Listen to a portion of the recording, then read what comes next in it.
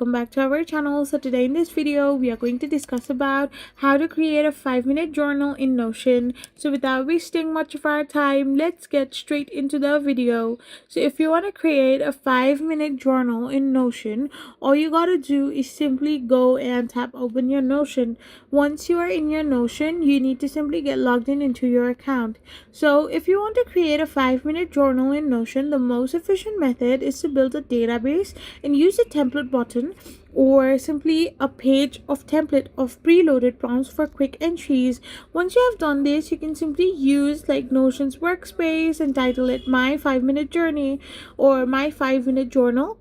You can add an database by typing or selecting anything. You can simply name the database, add properties like your mood, tags, and dates. You can create the 5-minute journal template as well, and you can streamline daily entries in it. So this way you can simply do it. I hope you found this video helpful. Don't forget to hit that subscribe button and do give us a thumbs up.